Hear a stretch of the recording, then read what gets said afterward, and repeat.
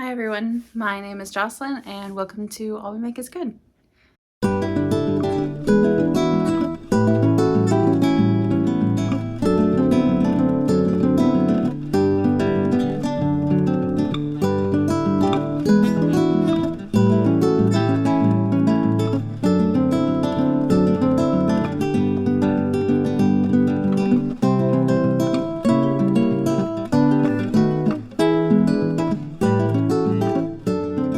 Today I'm going to dive into the projects in my wardrobe that I want to fix, either reknitting start to finish or for my socks specifically, there's just a couple of little things that I need to fix on them.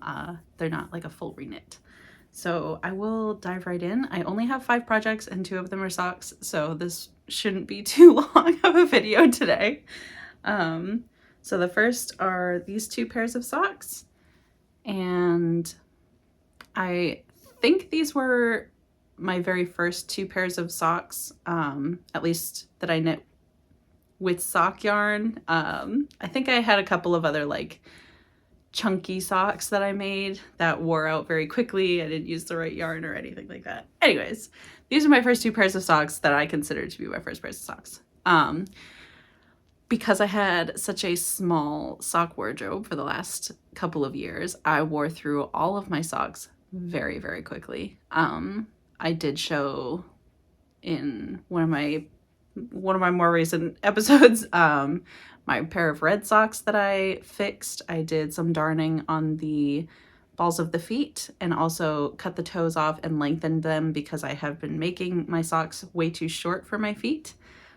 So I will be making the same modification on both of these pairs of socks. So I already have a light purple yarn picked out for this one to do both the darning and the lengthening. I haven't figured out what color I'm going to use for this one. If I can't find this original yarn, I'll have to find something in my stash. Maybe I have a mini upstairs somewhere that I can use. So both of these pairs of socks will probably grow at least 2 inches, I would think, when I do the modification.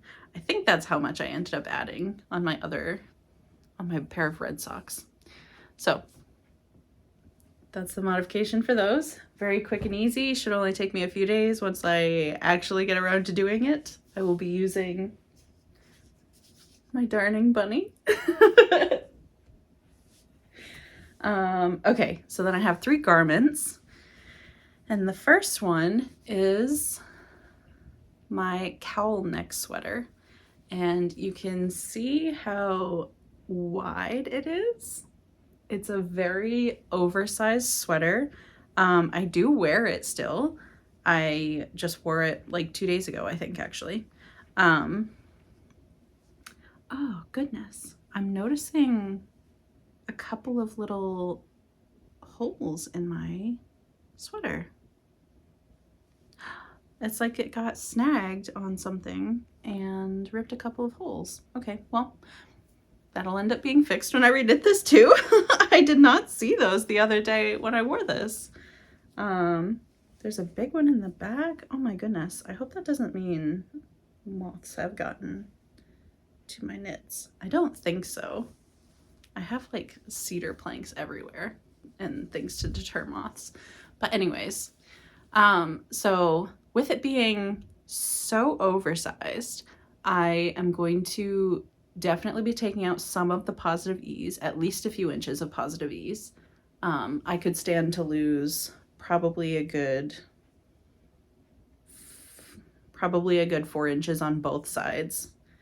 And it would still be a comfortable loose fit. So that's one of the modifications I'm going to be making. If you can see, there's some waist shaping here that I was excited about when I knit it, and now that I have it and I've been wearing it for a few years, it was a completely unnecessary thing to add to such a boxy sweater, such a oversized sweater. It just absolutely did not need that waist shaping. It looks funky when I wear it because it's so dramatic in and then dramatic out in a very short span of rows. it doesn't look flattering. It doesn't add anything. So I'm going to be eliminating the waist shaping. This was, I think I was experimenting with a saddle shoulder on this one. And I don't love the way that it fits my shoulder. And I think I like increased a little too steeply in some of the parts on the sleeve, so it looks a little, it like puffs up here at the top. And I don't know if that's just like what sweaters do when you increase like that. But it puckers a tiny bit, and I don't love that. The sleeves are very, the sleeve hole you can see is very deep. And because this cowl neck has no pickup line, this adds no support to the neck opening at all. So this top of the shoulder ends up being like way down here. And it makes it look funky when I'm wearing it. On top of it being just an extremely deep armhole. My armpit's like up here and the armhole is down there. So I'm gonna fix all of those things. I will be making the sleeves a lot smaller, I think, and probably do straight sleeves. And I will, instead of doing this corrugated ribbing that I have on the sleeves, and also I did it on the hem here, while I love that so that I can get a touch of both colors, I have come to really prefer the Italian bind off on a 1x1 rib, and I really like that look and that feel on my cuffs. So I'm probably going to be doing that, and I'll do it in the main color, which is just the beige that's in between all the colored stripes.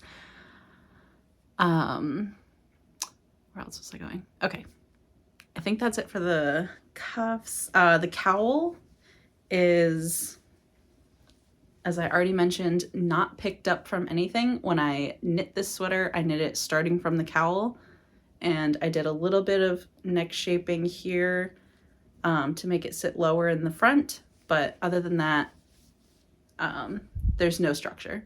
So I'm gonna be knitting this differently, where I think the whole top is gonna be constructed a little differently, where I want to do I don't know if it's a set-in raglan, but it's the one that goes out, down, and then out again. I want to try that kind of a construction, and then I will make the neck opening much smaller, and I will pick up stitches for the cowl. I have a little bit of the main color left in my stash, just a little bit, or maybe it's actually like half a skein, but regardless, I think that will help me with some of the accents. I'm also hoping that when I reknit this, it will, because I'll be taking away so much of the ease in basically all directions, I'm hoping it will result in me having that much more yarn to add length to this, and then maybe I can make it like an extra long sweater with the cowl. I think that would be super cozy. The problem with that idea is that when I knit this, I was still knitting very, very loosely, and my tension has improved a lot since then, and it is much tighter now. So I could very well take away all of this positive ease and still end up with no leftover yarn because my gauge is fixed. So there's a very real chance that that will happen. So regardless, I will end up with a sweater that I will be even more inclined to wear, that will be even cozier, and I'm very excited for that point because I love these colors and I just love the idea behind this sweater, and I adore a cowl neck. So we'll fix that, and then hopefully I'll wear it more. The next two I've already shown in my last episode of Everything I've Knit in the Last 2 years. I did already very briefly talk about these two projects. So the first one is the deep V-neck waffle top that I made, and you can already see it's very see-through because I knit this on a US 2 and I was still a loose knitter. So it's a very, very loose gauge, and that makes it see-through. Not like incredibly see-through because the colors are dark enough, but in the sunlight, it is noticeably see-through. And being a person that doesn't wear bras, I do not want to be inflicting that on the general public against their will. So while I might be comfortable going out like that, I don't need anyone else to be uncomfortable around me. So I'm going to be reknitting this pretty much exactly the same idea, just going to be a tighter gauge, which means that I'll lose a lot of this length down the front. So this may end up being just like a normal, like only goes down to my, is it waist or hips? Probably hips. Waist would be like a crop top. Yeah, okay, so down to my hips. Hopefully I will still get that sort of length. The back, I like the way that I designed the back, but I'm not like so attached to it that I wouldn't modify it. And I have been watching a lot of basketball in the last year or two, and I've been like really intrigued by their jersey construction in the back specifically, where you start at the back neck and you just work out from there. And then the sleeves, like the sleeve caps, just kind of gently come around the back and connect with that trapezoid. So there would be like a touch of the variegated coming into the back, and then the rest of it would be the white. And I'm really intrigued by that construction and how that would fit and like hold itself on my body. The other modification would be to the herringbone. I love this stitch. It was so fun to knit. It's so fun to wear. It feels amazing. It's very thick. The purpose of the herringbone when I knit this was to prevent the garment from overstretching while I was wearing it, to make sure that I kept coverage in the front. And I think when I reknit this, I am actually going to substitute the herringbone for a slip stitch pattern, because this uses up a lot of yarn, which is fine. I think this was like a full 100-gram ball of Cascade. But if I'm going to be reknitting the front in a tighter gauge and losing that downward weight to kind of hold the garment on my body, I'm thinking I'm going to want more fabric in the back to solidly hold it against my body. A little further down even. So this might become a redesigned back, but I will be using the same yarns. Yeah, I don't think that there's any other modifications that I want to make. I love the deep V-neck in the front. Part of the reason I designed such a deep V is so that I had an opportunity to show off this tattoo. I had just gotten it done, and then I made this, so that was a big part of the reason. I don't have nearly enough V-neck shirts that show this off. Even this one is like, it has a hood in the back of this shirt, so it pulls it back like this all the time. So even though it has a V-neck, you hardly ever see the tattoo. And I love this tattoo so much. I like being able to see it. So that was another part of the reason for this design.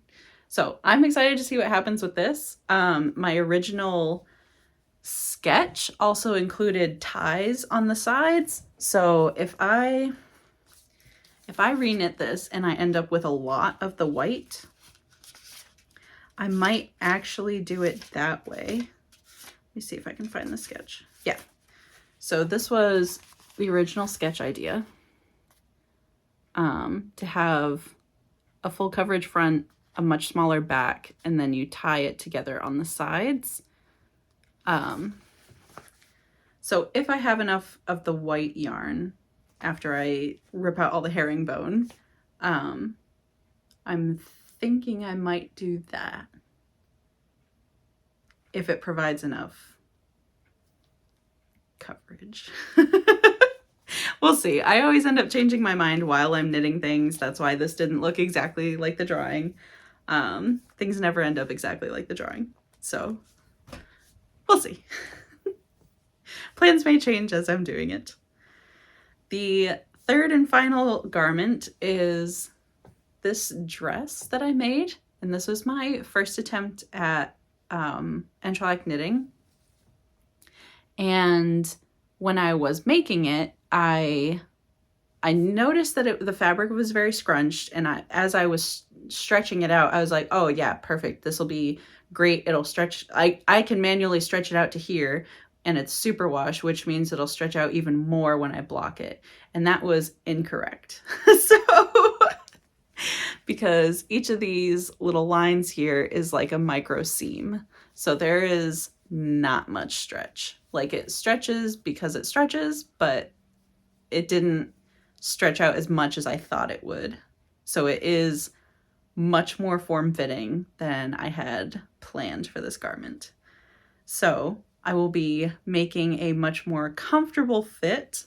I might be making these squares a little bit bigger. I'm not sure yet. It depends on how fiddly the yarn is when I get it into these like tiny little balls. I'm gonna have so many little itty bitty balls of these yarns. So I'm not too sure yet what I really plan to do. I just know that this dress will turn into a comfortable fitting sweater, and it will be entrelac knitting. The neck opening was a tiny bit too small, so I'm going to fix that as well. I did some mental math when I was constructing this to do shaping in entrelac knitting. I won't be doing it again. The neck opening will be square. The armhole openings will be square, and they will be bigger because my arm is thicker than that. I'm hoping I won't like entirely lose the length. I'm still hoping it'll be like at my hips kind of. I'm expecting I might lose about that much length, which is okay because this part goes over my butt, this part covers the rest of my butt. So I'm hoping that this is like still going to be a good length for a sweater. Which means that I can use the rest of this color to make the sleeves a little bit bigger. And then because I'm like looking at the other cowl neck, maybe I could even make a cowl out of this one too. Wouldn't that be so cute? Just like a big oversized, not oversized, but like, you know, a big comfy entrelac sweater with a little golden cowl in the front. I think that'd be so cute. I wonder how it would sit as a cowl coming out of a square neck, though. Do we think that would look okay? Or would that look funny? Should I figure out how to do little triangles in the corners? Maybe I could do that. I could probably just do that while I'm knitting the cowl. Like on the first go around, I like do short rows across the triangles and then complete it, do short rows across the triangles, complete it. And go all the way around like that. And then that would make a circular opening to do the cowl. Okay. Plan figured. All good. Okay. This is going to be a lot of work ripping these out. I know for a fact that I just tied knots all the way down where I did color changes. So at least I can just like theoretically snip those and keep going. So... and then I gotta soak all the yarn, and then I gotta wait for it to dry. So there's a lot of work to be done to reknit these 3 garments start to finish. I don't know when I'll be getting to it. I just know that these are plans in my head of reknitting these because this has currently been worn exactly 0 times. Outside of the quick little video I took when I finished it and tried it on. Has not been touched since then, and I have also put on at least 20 to 30 pounds since then, so it is not going to be fitting over my body anymore. So this one is like a necessity reknit. The other ones would just be nice. That is everything I have to share as far as garments that I want to reknit.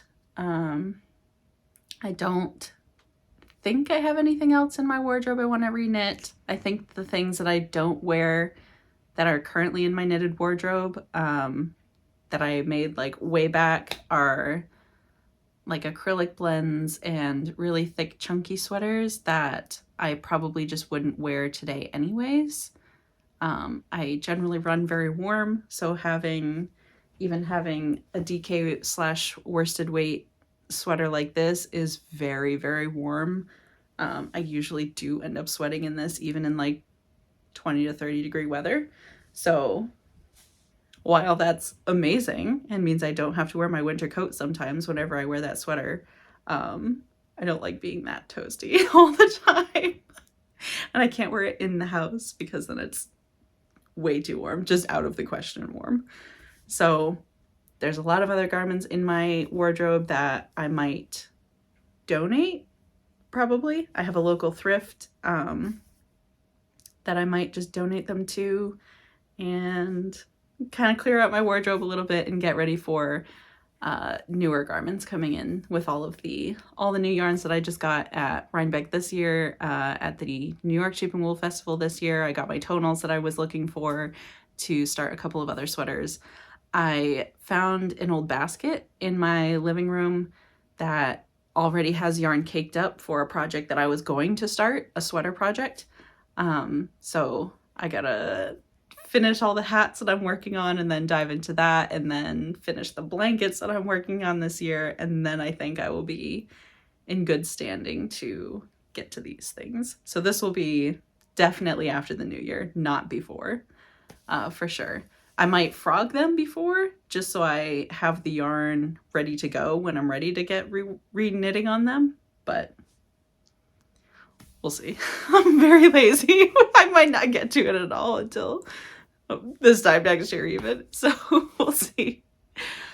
Thank you so much for watching and following along with me as I go through all of these old projects. I hope you enjoy the rest of your weekend, the rest of your week, and I will see you in the next one.